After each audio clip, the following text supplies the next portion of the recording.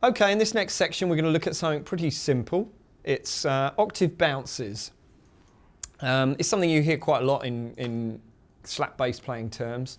What we've got is we're just playing these octaves, but we've got this little bounce that happens before it. So it's like a little kind of bounce. Now it's something worth getting your fingers around because it is a technique that's used quite a lot. Okay, and we'll move it forward a few steps after this.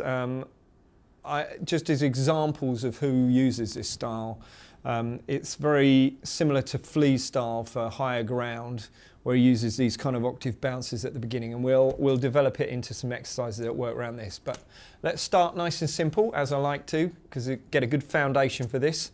Let's play a very simple exercise, and it goes like this. Here we go.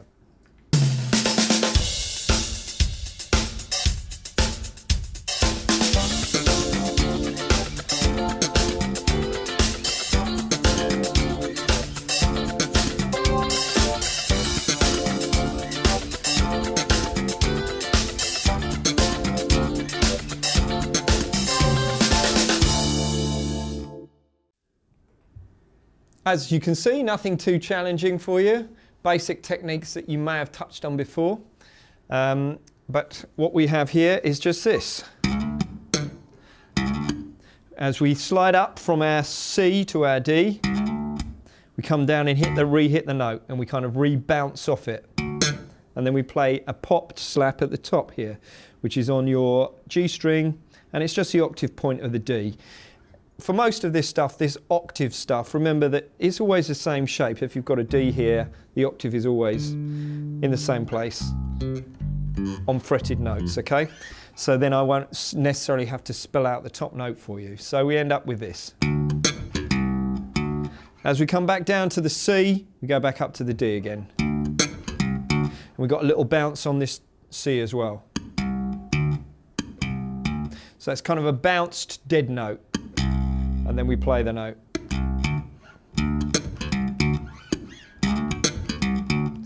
Okay, let's move on. Have a look at another exercise.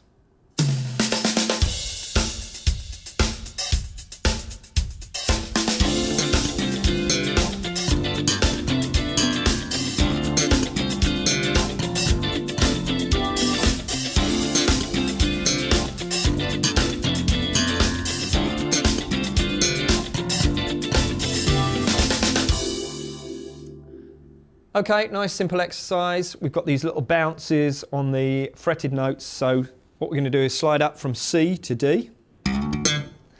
And we play our pull at the top as we did before. Make sure you get nice clear notes on the bounce. And we've got these little dead notes for the C. And effectively you're playing exactly the same thing from G down to F using the octaves as we did before on the other strings, and that's fret 3 down to fret 1 on your E string. Okay, and then the only slight difference is the second time I just play single notes at the bottom thumbed. Okay, now try and get your technique together for this style, because in actual fact when we look at the next exercises and we get into these grooves, they're quite hard to play. These little quarter note bounces, really notice if you're playing them out of time.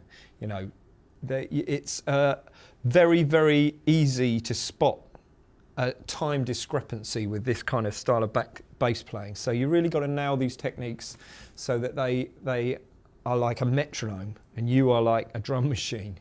Okay, so let's have a look at the next exercise.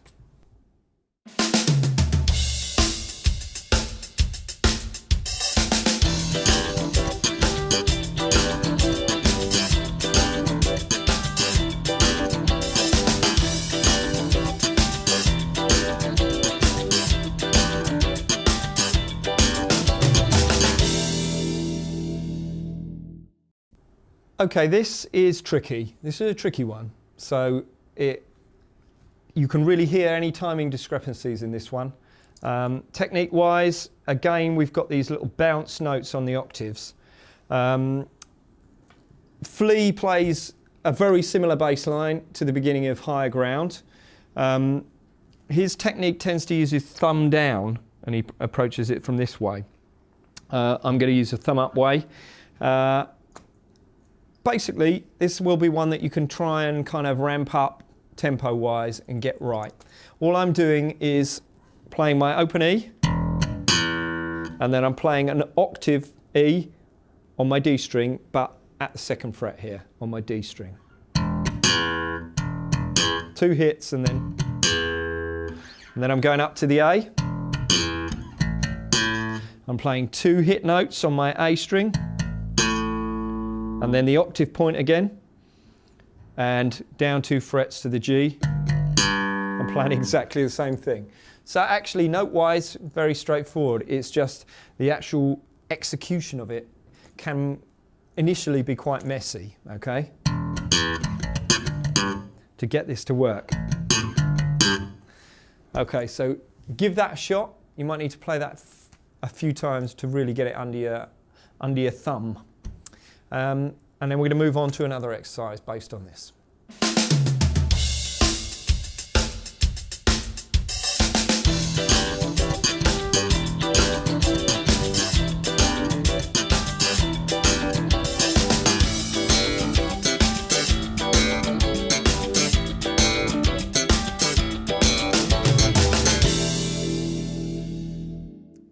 Okay, pretty straightforward this. The first section of the riff is just exactly as we played it before, as we played it in the previous exercise.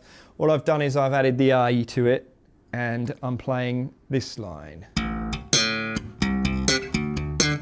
So I'm playing the open A to the octave A, 2nd fret on my D string, with the same thing, the 2 hit notes. And then I'm playing a C to a D at octave points with the same technique. Okay, so we do 4 bars on the E and then 4 bars on the A. And that's the exercise. Okay, you may find again that one tricky. I find that one tricky. You really have to lock that in and be committed to it to get it to sound good. Okay, so good luck with that, and let's move on.